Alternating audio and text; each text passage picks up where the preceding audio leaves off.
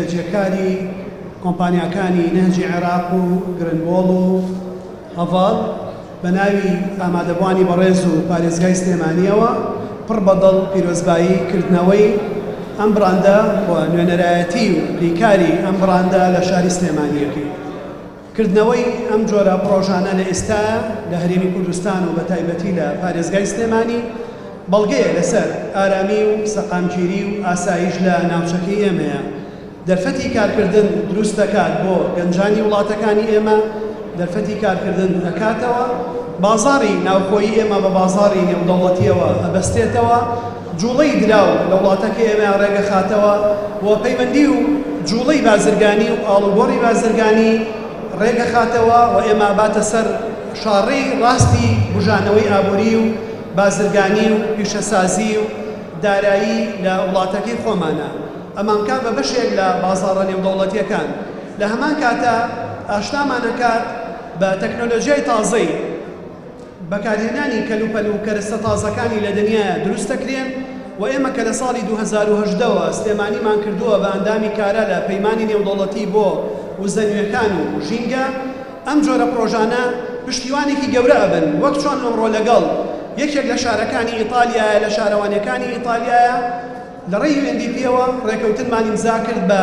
$500,000 پرۆژەی ئاو لە سلێمانی جێبەجێ بکەین لەبەرەوەی ئێمەی لە ساڵانی ڕابردووە توانیمانە ئەو پەیمانانەی بە پەیمانی نێودەوڵەتی و زەنوێکانمان ناوە بیبینە پێشەوە. ئەم پرۆژانەش هاندەری ئەوە ئەبێ کە لە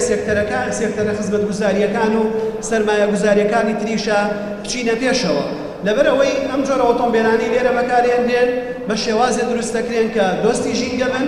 مەترسیان بۆ زەرژیانی بەکارهێنەرەکان و ڕووداوی هاتوچۆ کەم بێت و دەرفەتێکی باشتر بۆ